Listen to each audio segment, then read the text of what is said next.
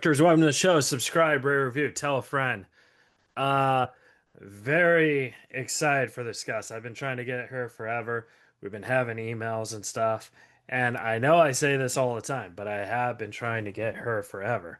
Um, I don't know if I like the blurry background. My room's semi-clean, but there's all my laundry there, so I think I gotta oh, hey, okay, maybe blurry is good.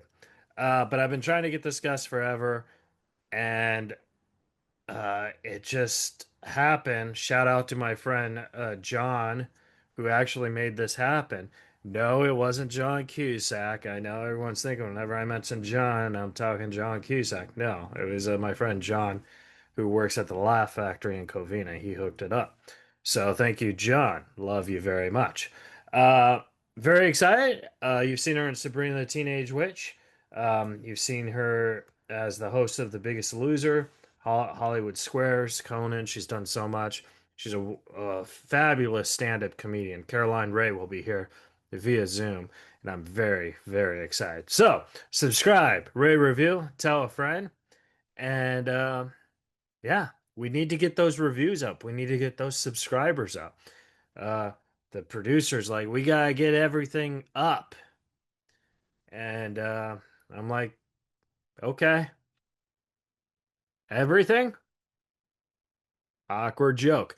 Hey, subscribe, rate, review, tell a friend, and enjoy. Reza Rifts with Caroline. Ray, coming up next. From Hollywood, California, welcome to Reza Rifts with your host, Keith Reza.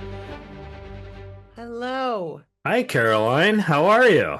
Sorry for all my delays, but here I am. Don't be sorry. Family, I always say family is always most important because you never know when you'll never see them again. I'm like a big believer in that. Oh gosh, Yeah. uh, That sounded a little morbid. I'm sorry. that was a little scary. No, I family first. Thanks for understanding that. Of course. In fact, It's if you see that mirror way behind me, the green one, that is a scrapbook that I made of all my daughter's stuff from the first 5 years. It's like a scrapbook mirror. Oh my God, that's so cool. Yeah. Oh my gosh. Wow. How old is your daughter? My daughter's 17. She just graduated from high school. Oh, nice. Cool. Wow. Do you have Congratulations on that. do you have kids? No, no. I have two sisters, and I think that's kind of like the same thing because I'm always babysitting them, I guess. I don't know. Are you But the oldest? yeah, I'm turning 38 in July, so You look like a baby. oh, I thank you. I appreciate that. But it's so lovely to meet you. Thank you for doing my podcast. I've been trying to get you forever, and I know. Well, it's you know what? You should be happy because I often say no, but you had such a good reputation. People were like, "You have to do this podcast. He's such a good guy." oh, well, thank you. Yeah, my friend John at the Laugh Factory, I was like, I wanted to go to the show, but I had a show, and I'm like one of those comics where like I don't really like going to shows if I'm not on them. I want to perform. You know what I mean? Yeah. Like it's not that I don't support other comics. It's just like I'm narcissistic that way, I guess. I don't know. No, everybody, no comic wants to sit there and not go on stage. How long have you been a comedian? 24 years. This is my 24th year. Wait, that makes you 14 when you started? I started when I was 15, yeah. So I'm turning 38, yeah. Where did you start? I started at mom and pop coffee shops because they did open mics and stuff. And so I probably didn't get good at comedy until I was like 23 or 24 because I have Asperger, so I was very nonverbal and I just had to like go to speech therapy and stuff and do comedy. And so yeah, and I think I got okay when I was like 23 or 24. And then I think I became like an actual good comedian at like 27, 28. And then when I toured with Norm, our mutual friend, that's when I felt like I became an actual comedian because he showed me everything. You know what I mean? No one funnier in the whole wide world, right? Yeah, yeah. How did your path with Norm? Because I didn't like when John told me to tell you I worked with Norm. He said that will increase your chances. How did you like your path? How do you know Well, Norm? I'm from Montreal and Norm is from Canada. Yeah. Norm used to play this comedy, I think it was the Comedy Nest. in Montreal, and he was so hilarious, but we were all like babies. And then when I moved to New York, he was one of the few people that I knew. And then I'm sure he told you we had like a brief romance. Oh, did you really? You Yes. didn't tell me that. Oh, okay. I don't know. I Uh, think that's why. Anyway, very brief. yeah. But I remember, um, but I remember going to Letterman for Norm's first set, Yeah. and it was Norm and Melissa Etheridge. And Norm had he was hilarious, but he didn't have like a killer set. Right. I can't. No, no, it was Conan. It wasn't Letterman. It was Conan. Okay. Yeah. Conan. And yeah, I remember going with him, and then he was just the funniest human. The last time I saw, maybe not last time I saw him, but we were doing Password together. We were both doing, I think Oh, the reality game show thing. yeah, and Oh. we were both doing one of those things like we were doing a favor for a friend where you do the test show. Hmm. And I will never forget this. I opened the door, and I believe he was doing a drug. Um, so I'm like, Norm, what are you doing? This is just not even for air. But he was so crazed and competitive about this. Anyway, he just was the funniest human in the entire world. And but he was strangely competitive. Oh, for sure. He took comedy with like a major sport too. You know what I Right. And mean? how did you guys know each other and get together? So my very first comedy show, like an actual show that I went to, like Norm was always my favorite comic, like growing up, and I always, What's your favorite Norm joke? oh, you want to hear it? Like it's okay. So, uh, ostriches are my favorite animal, because they're really stupid. They have their brain is the size of a peanut. So whenever they see a wolf, they think they're gonna fly away, and they run and they put their neck in the sand, and then the wolf fucking eats them. So, My yeah. favorite is I saw I saw a homeless guy with a dog. The dog's got to be thinking, this is the longest walk of my life. That's a classic joke. There were so many classics. He's such a funny, oh my God, he's such a funny man. Such a funny Yeah. man. Very sad. That's such a loss, right? Oh Are you yeah. in touch with his son at all? I don't talk to Dylan at all anymore. Dylan and I had kind of like a weird relationship because like Norm was like my comedy dad, and I think Uh-huh. that kind of made Dylan just like when we were like when I was hanging out or doing comedy. I think it kind of just made him jealous because Dylan was more sketch comedy and not stand-up comedy, you Right. know. So, but I mean, I'm friendly with him. I just don't, I talk to Lojo every now and then, but Oh yeah. How's she? she's doing great. She's Good. doing great. Yeah. And then Norm and I were in what's the Jim Carrey movie? Man on the Moon. We were in Man in the Moon together. Yeah. And that was we were there for like a week. I think we each said two lines Yeah. with Milos Forman. It was so bizarre. It was so bizarre. It's so funny. Like for me, once my daughter was born, I'm like, when I look at things that I did before that, like if I watch Sabrina or something, I'm like, well, she seems fun, but like she's not who I identify as. You know what I mean? Yeah. Like I'm like a mother and I'm a comedian, but like and it's strangely so long ago, but it feels like yesterday. It's very weird. It must be hard playing real people too. You know what I mean? Yeah, that was weird. And then I met her years Yeah. later. But you know what's really weird about that? So I was playing oh my God. Marilyn Rice Cup was in it with me, that scene.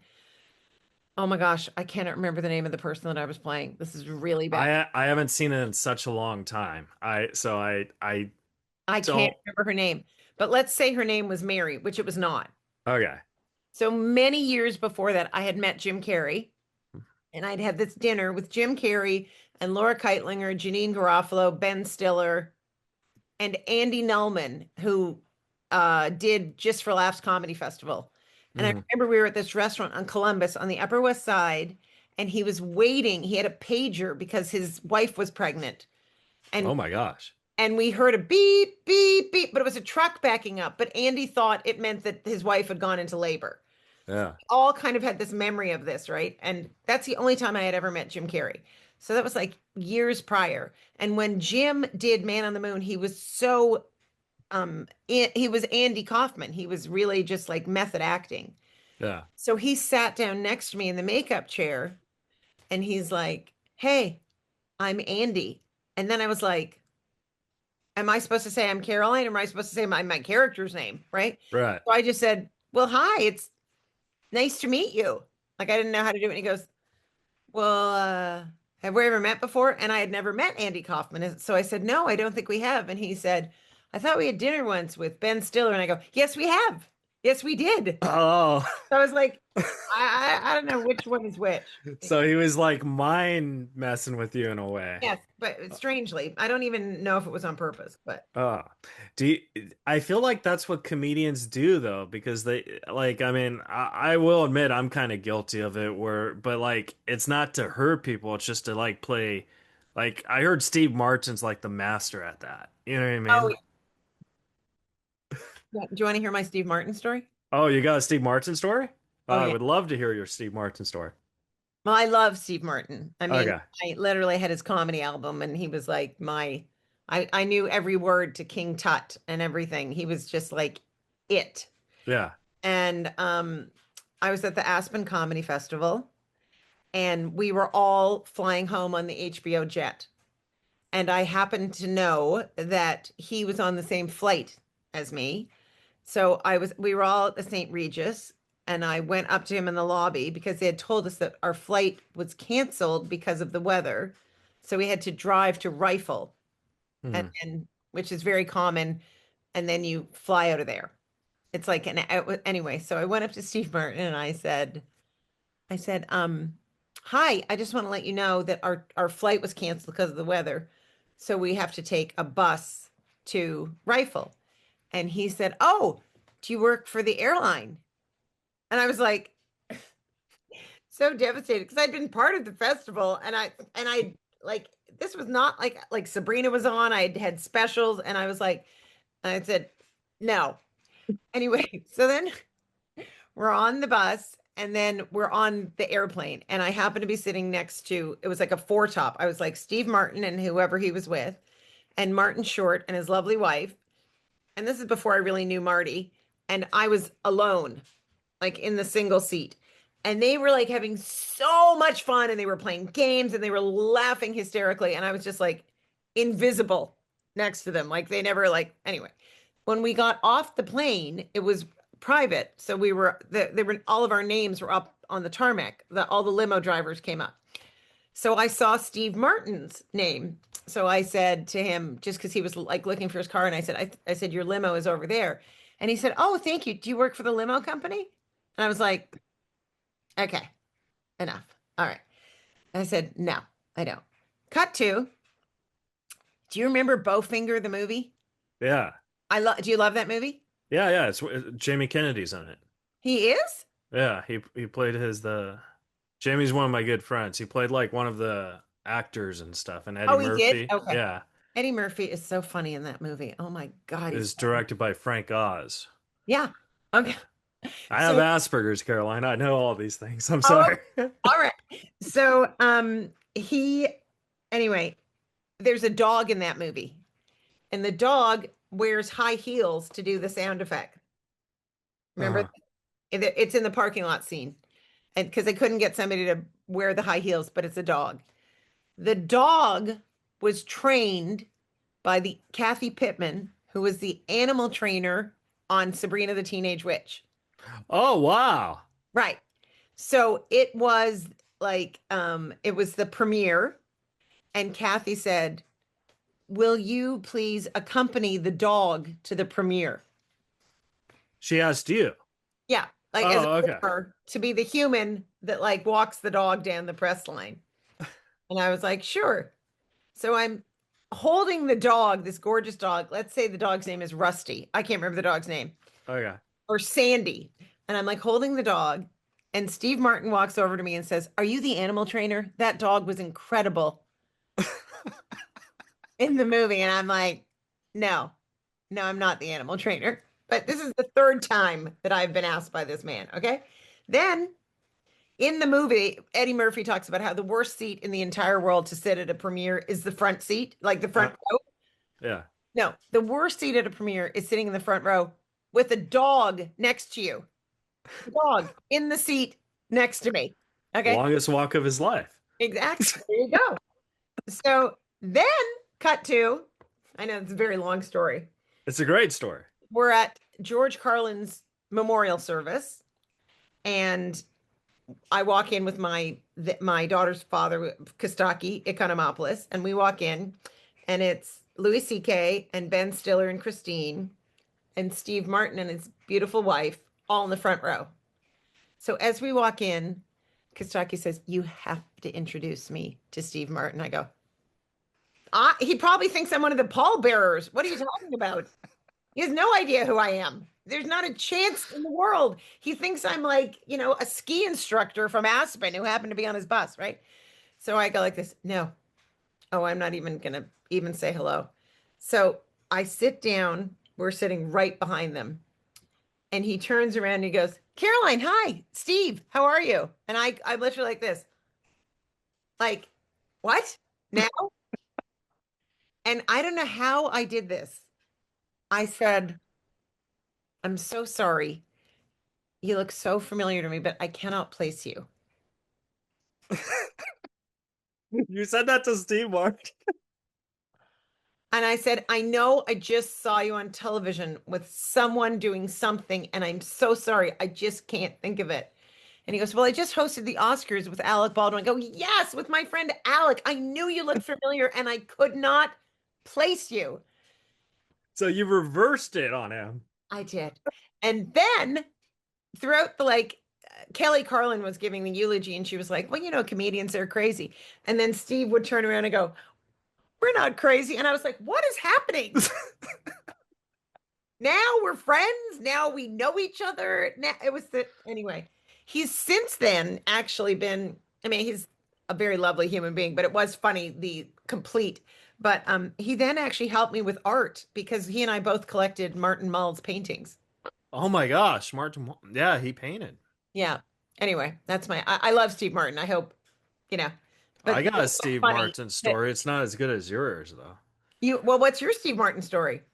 So I was with Norm and we did the American Comedy Club and Steve Martin because he plays the banjo or something Banjo. and banjo, yeah. And so he was playing the theater right across from the club. So he went to go see Norm's show and he's in the green room.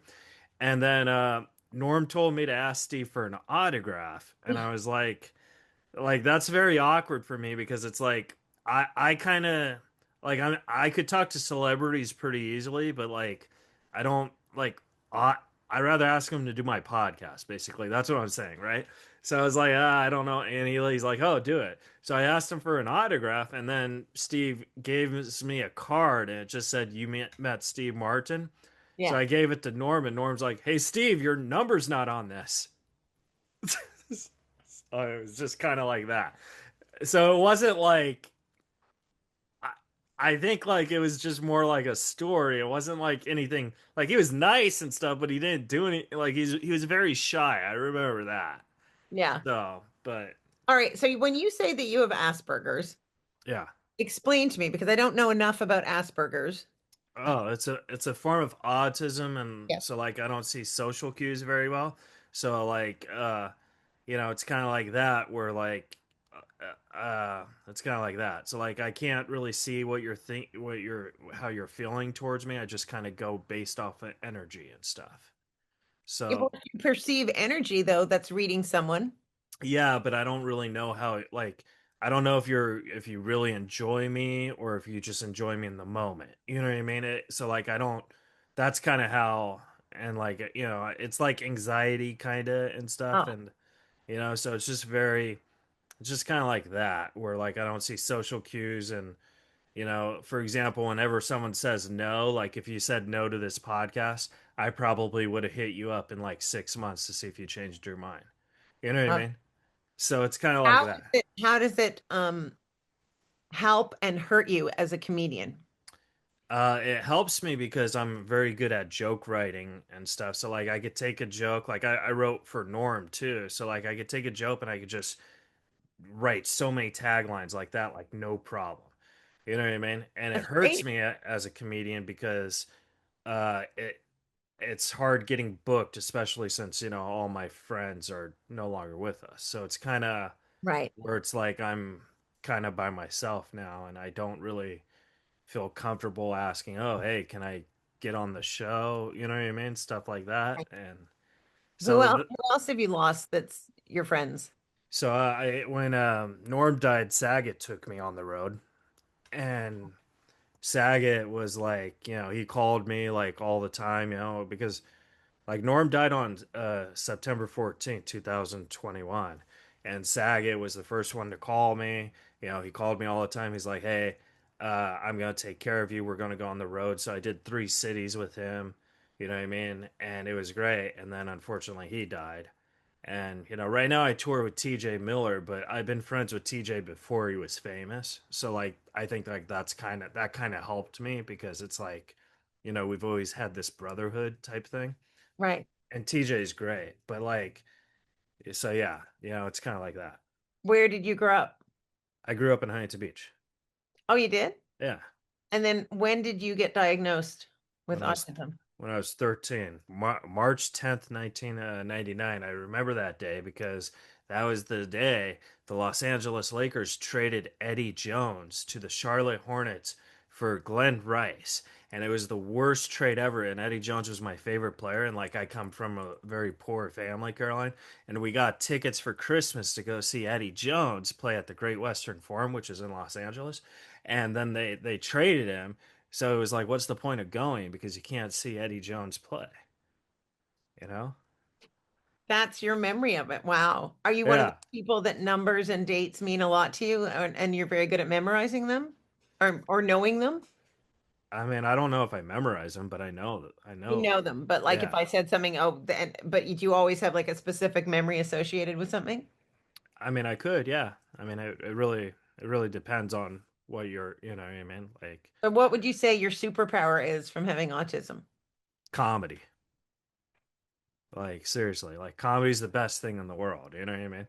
I It is. like comedy more than sex, and like for a guy to say that, it's kind of weird, you know what I mean? They're like, "Wait a second. And here's the worst part is they don't know I do stand up. They're like, wait a second, you rather watch comedy than have sex? I'm like, yeah. They're like, wait a second, I don't understand. Rather perform comedy than have sex, not No, watch. I love performing comedy more too. But Right. what I'm saying is I rather watch Most comedy people would versus rather watch sex than have comedy. You know what I mean? exactly. I'm with you. I pick comedy.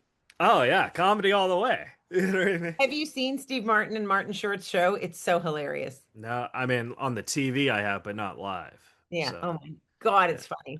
I think yeah. Martin Short is the funniest human on earth.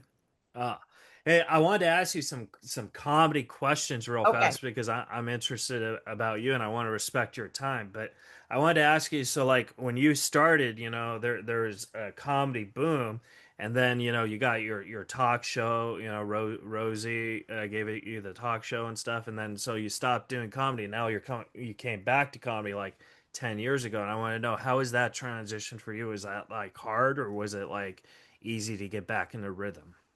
I did comedy. I started comedy in 1989.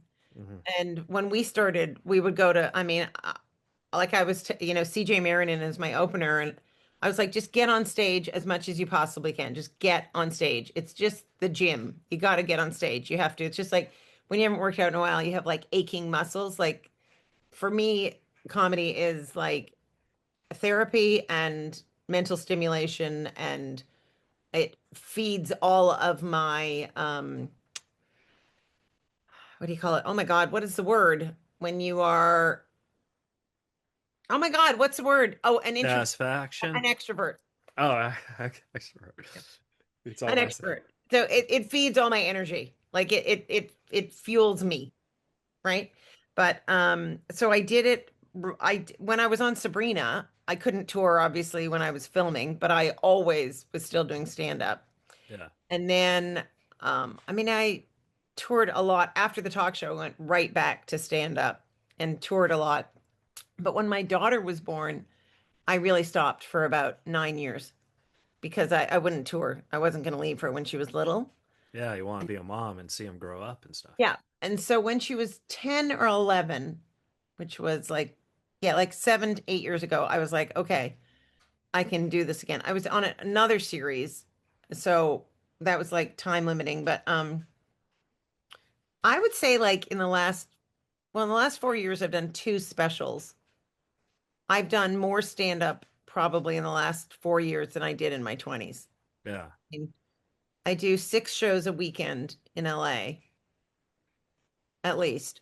And then I try to go up like I've stopped going up during the weekdays just because, I want to be home with her. Um, it's funny. It even at times, like I remember when she was born, I was like, okay, I'm done. I'm great. I'm fine. And when she was about 2.5, I was like, I have to go on stage. I have to talk about this. Yeah. I have to process this. It's how I process my life and my thoughts. It's only I know what's happening when I say it out loud on stage. Yeah. So you write on stage. Yeah. Oh, I do all the time. And then also, to me, what comedy is like you're a channel for something because I remember when I first moved to New York, I was like, well, what if it's not here tomorrow? This, whatever I have, this like sense Yeah. of humor. What if I show up and it's gone because it's not tangible? I can't see it. But we're just like little channels. And then the more you do it, the channels become more defined and you can access it easily and at any time. And even if you're having a bad show with 37 years of experience is somebody else's great show. You know what I mean? Like Yeah. if you're truly funny, and I think that there are comedians that are funny naturally, and then there are people who like have sort of learned to do it. And those people are, you can always tell. It's like you can see the seams on their dress. Oh, for sure. And like I would like also say like if you have like a bad show, like I get very depressed when I have like a bad set where I'm like, oh my God, my life is over. And I have that feeling until my next set. And then that wipes out Yeah. so then I feel like I never had a bad set. You know what I mean? So like, it's kind of like that. So I go show by show, I guess. And I feel the pandemic, I don't know about you, but I feel when the pandemic first started, I thought, oh my God, I'm never going to do comedy again. You know what Yeah. I mean? Like No, that the scared me. pandemic, at the end of it, I actually went on an antidepressant because I was so sad that I was not doing comedy. Like it would really, I got depressed. And then after like 1 week on this medicine, I started getting tinnitus. And it was one of the side effects from the medicine. And I went off it like Yeah. immediately because it was driving me completely insane. I don't know, it's so hard for people who have tinnitus. And then I started finding like Tammy Joe saved me, Tammy Joe Deeren, because she was doing that show at the Comedy and Magic Club in the parking lot where Yeah. and people would have clappers, like clackers, actually, like from New Year's Or Eve. the Horn Hawks. Yeah. It was very weird doing it at a drive-in. You felt like you were being yelled at, like, "Where's my burger?" But no, you're trying to say, like, "Good job." Uh, I but love no, doing comedy. I will run to any stage. It's so much fun. Caroline, I think your dog is trying to get chocolate or something. What? Uh, Stella? No, hold on. no worries. No, no, no. You can't have those because it's our last ones. Here. You go back. Let me play with her. Pardon me. No worries. No worries. I thought She's not eating chocolate. She's eating her own poop bags. It's very weird. you probably prefer the Chocolate would be chocolate a then, right? way, way better treat. Anyway. It's so weird that dogs eat their own poo. Like I heard that if you like put I can't talk pineapple. about this. This is scatological. I'm going to vomit. Oh, okay. I'm sorry. We'll move I'm on. sorry. We'll move I'm on. you know what? I went to all girls school. My mother used to say, Carrie, you're a saucy sailor on stage, but the minute you get off, you're just a prissy little wasp. Uh, Correct. we should talk about something else. We should talk about dating vampires because I grew up with that movie. Mom's And Got now a what's Date that a with the good movie? Vampire. Yeah, I loved it. I had such a crush on Charles. I loved him so much. I mean, not like a real crush. It was really fun doing that movie. But what's really hilarious is this like weirdo producer from LA. Yeah. We were on like native land where we were filming. Uh huh. and he hired someone to do a blessing on the native land, and it rained every day for 30 days. Oh my gosh. And I was like, yeah, I think I might want to get your money back on that one. Um, that was so much fun, that movie. And all the Laura Vandervoort is like a giant star now. Yeah. The one who played my daughter. I don't know what the other two kids are. They were The that other the boy was in the, with this, I want to say uh I forgot the name of it. It was with John Travolta and Terry yes, he Polo. was. Yeah. Vince Vaughn. Yeah, And like I saw that movie, I was like, "Oh my God, this kid is like," because with child actors it's really hard because like they either do acting their entire childhood and then they just disappear. But right. like Macaulay Culkin or something, like it's you watch them and like these guys are so talented that they should be working now. But I think sometimes they work so much as a kid they kind of just want to, you know what I mean? Retire. Yeah. It's so funny because another one of the shows I remember doing The Sweet Life with Zach and Cody. Yeah. And I remember telling all those kids, like, because I did the episodes before it aired, I'm like, you guys are going to be the biggest stars. You have no idea what's hitting you. And they're like, do you think so? And then beautiful Brenda Song married Macaulay Culkin, Oh my gosh. and they have two kids. Whoa, that's like 7 degrees of Caroline right there. His brother was the worst interview I ever had to do. Yeah. I have to find the tape of it. He was on my talk show. He literally was like, uh-huh, yeah, no. I was like, why did you agree to come on the show? You were just clearly like having the worst time of your life. Rory, is that his name? Yeah. Oh, Or Karen. There's two of them. Or Aaron. there The one that was on oh God, this is a fun game. This is like password. You and I are playing it. It's like in the spirit of Norm, it has we're to be playing either it. Rory or Severance. Karen. Is that what it is? No, no. What's the show? It's not Severance. It's the one about the family that Lisa, do you know what it is? With Sarah Snook. It's on HBO about the family. I think it's Karen. Karen Culkin. You think it's Karen? Yeah. Okay. Because he just won like an award or something. Yes, it was that one. Yeah, yeah. See, Asperger's. I wanted to ask you when you had a talk show, like, did you enjoy interviewing people? I mean, like like, yeah, It's so funny because sometimes we would say the guests are ruining our fun. yeah. Oh my gosh, really? No. It was fun. There were some Oh, people that were like a total delight, and then there were other people. It was one of those things. It was just the more I did it, the more comfortable I felt doing it. But a part of me was really like, I, there were people like when I was sitting next to Shirley MacLaine, I was like, or Debbie Reynolds. I was like, what?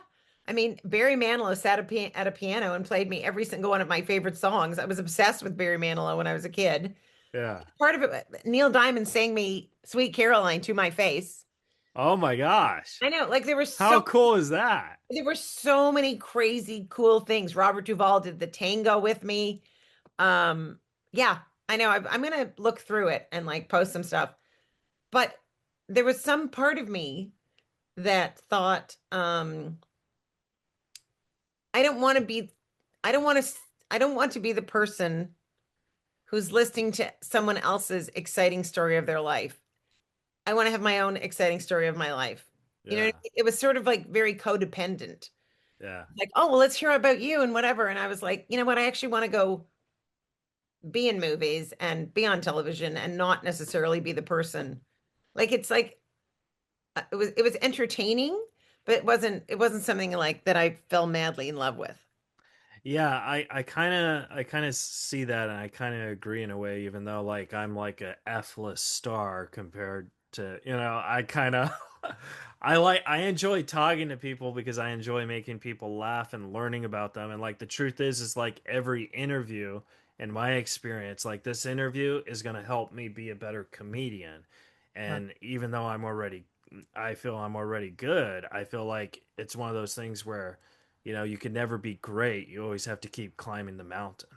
So like that's When how, you think you're great, something, I mean, I'll get a standing ovation and then the next time I'm like, how can you not think this joke is funny? Yeah. Like, what? Yeah. So yeah, but that's just being an artist, right? We are never satisfied with what we're doing. Exactly. You never think, oh my God, I nailed that. But it's kind of exhausting sometimes. It would be nice to be like, good job. I don't think I've ever thought those words in my entire life. Have you? No, No. no. I mean, no. I know I've felt sets where I know I've done well and I've done like I'm proud of them, but I don't think there's such thing as a like my special. I filmed it in one try and I love it. I think it's the best thing I've ever done. But I can't watch it because I remember in the moment I fucked up one or two jokes. You You know, know it's what I mean? I just did a special and we have to watch it and give notes. And I'm like, I can't do this. I mean, I know that I have to, Yeah. but it's because comedy, and you will understand this now, comedy is a live art form. And it's fantastic when you In the film a moment, special yeah. or like one of the best sets I had of my entire life was at Comic Relief. It like was like sold out at Radio City and I got a standing ovation. It was like the best. But when you watch it, you're like, hey, it's okay. It's okay. But no, it's like and even if there's like applause, you can't capture the energy because comedy is a connection between whoever's in the audience and you. That's what it is. It's like a little energy orb and you're passing it back and forth. And Yeah. somehow, for whatever reason, when we capture it on screen, it loses something.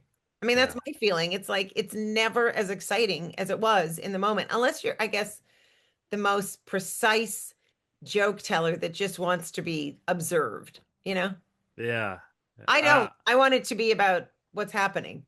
Like yeah. I just did this show and the wallpaper was like old newspaper and then there was like a drum set and I was like, what did the decorator say? Like, what I want something that feels like a serial killer's lair but who hasn't given up the hope and dream of one day being an artist. And then Ex like for torture he just plays his original music to his victims. That's what it felt like. Caroline, I love it because I think deep down you have a dark sense of humor. I love I that. mean, dark deep down, do I not? I'm just a positive person who has, I find dark. I find I don't think it's dark. I think everything's funny. Oh yeah.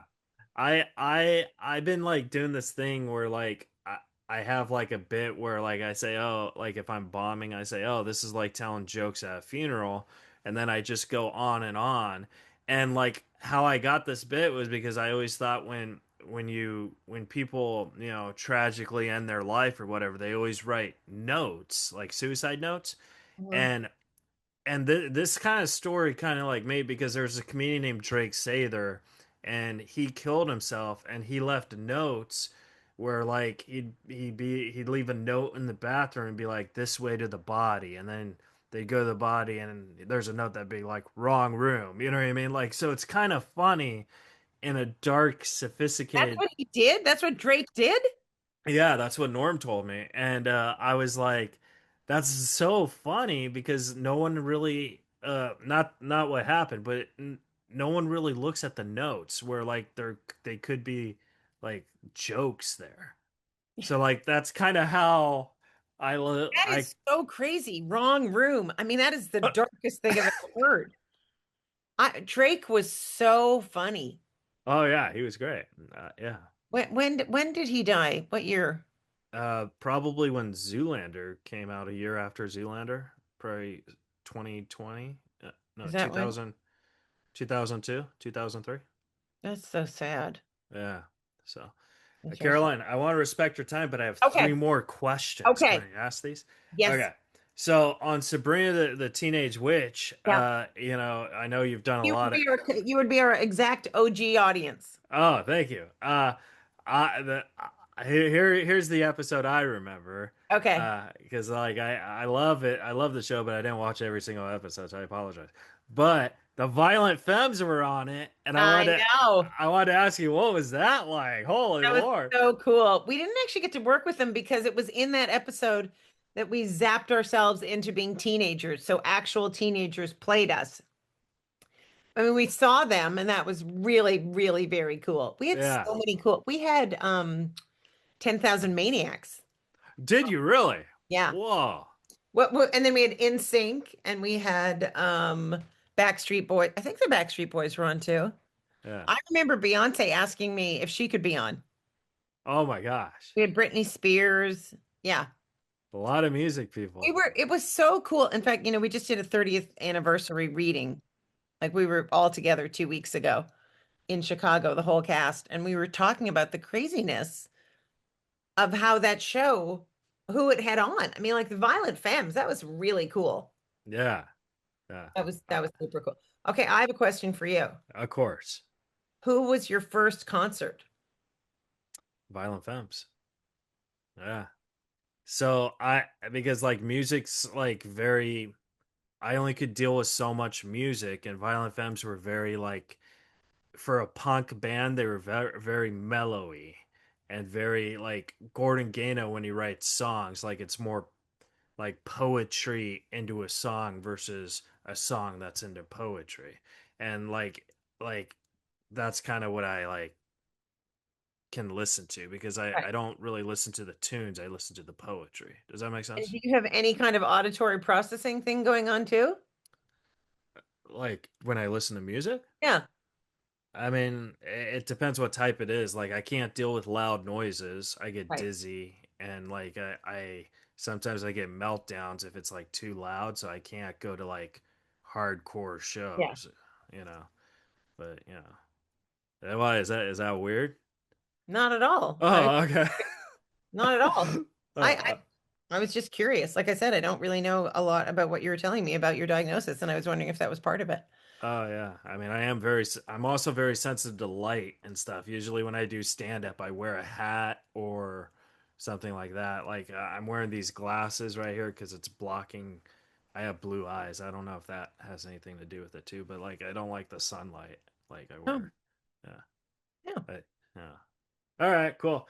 Second Second question. Second question. I wanted to ask you, when when you do comedy back then to today, because now it's a lot about like social media and stuff, and back then it was about word of mouth, like, ooh, Caroline's really funny, and now it's like, how many followers do you have, and if you have enough, maybe I could get you on the set. Like how, I know you're already a celebrity, but he kind of changed at that. Like, do you think it's worse about how many followers you have, because maybe it's not necessarily about the comedy, or I don't think there's necessarily a correlation, unfortunately, between like being super funny and followers. yeah, I can't, okay. I so admire these like young comedians who are at the Comedy Store because not only are they like hilarious and trying, but they have to park the cars of the comedians. So yeah, if I had to park a car in order to get where I was, I would be like a banker. I can't park cars. So imagine that times 10 with social media. I'm terrible at it. I've like tried. Because I used to get up at like 5 o'clock in the morning and fly in the day before and do 4 hours of radio. And that's how we sold out our shows. We went yeah, and did radio. And while I was taking time off raising my daughter, social media happened. So then I reappeared and I was like, everyone has learned fluent Russian and I know nothing. So I'm I know terrible nothing at about social social media. media too. I'm terrible at it. I'm going to hire someone to actually do it because I've never taken it seriously enough. But it's like it's you can't be ignorant about what's happening in the world. You just can't be. And I just didn't get on the bandwagon. And I have about, I don't know, 250,000 followers, which is a decent amount. Yeah, And if I like post it every day, but I'm like, it's a full-time job. It's like, yes, Caroline, we'd like you to be hilarious. We'd like you to write a new special, and then please make a small film every day that you edit. I'm like, yeah, I too can't do it. much work. I just don't have the skill set. Yeah, I That's why I everyone needs a millennial. oh, for sure. I have like 27 followers. So Okay. like, but what, I don't mean to brag, one of them is John Cusack, so I'm kind of Okay. Well, like then you know what? What more do you need? Exactly. What more do you need in life? So Caroline, my last question for you is Okay. if you could go into a time machine and talk to a younger version of yourself, Yeah. knowing everything you know now, what would you tell yourself? About comedy or just Just in about general? life, whatever you'd tell her. Um,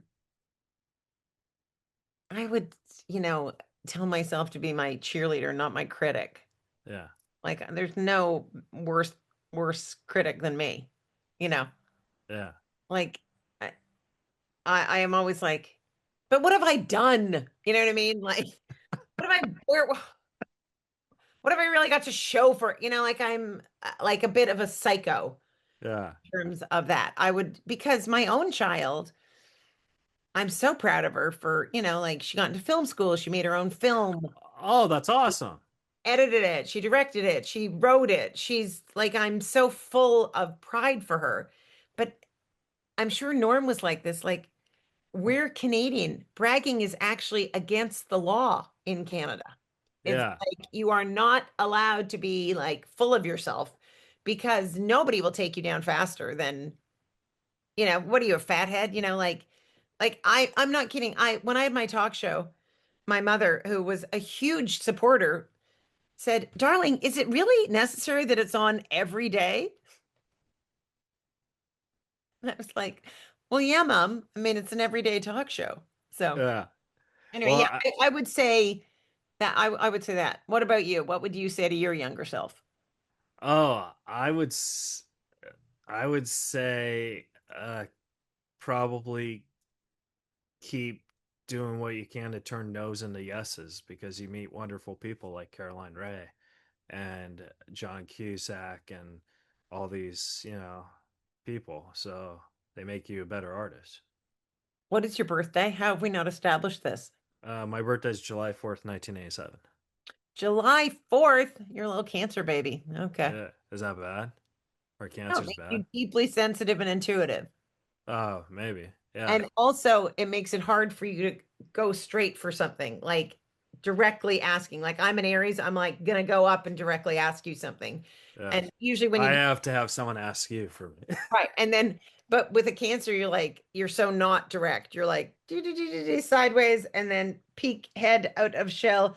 Would it be okay? Never mind, and then retreat, and then go back, and then live in history, and then worry about something you said 14 years ago, and that's why that person hasn't called you back. And but you add a lot of beauty to the world.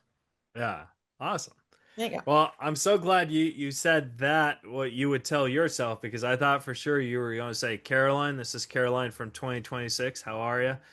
If Keith Reza asks you to do his podcast, say no and then just disappear. And then I zap out. Exactly. Uh, Uh, any friend of Norm's, Keith. uh, oh, well, thank you. Well, Caroline, it All was a right. real honor to interview you. Hopefully, I did a good job. You did a And great job. oh, great. And hopefully we could share the stage one day together. I know. I love to. I'm looking forward to seeing your act one day. All right. Well, All right. have a great day, You and too. I'll talk to Thank you you. later. Okay. Okay. Bye. All right. All right, guys. That was the episode. Subscribe, rate, review, tell a friend, and we'll see you guys next week on Reza Rifts.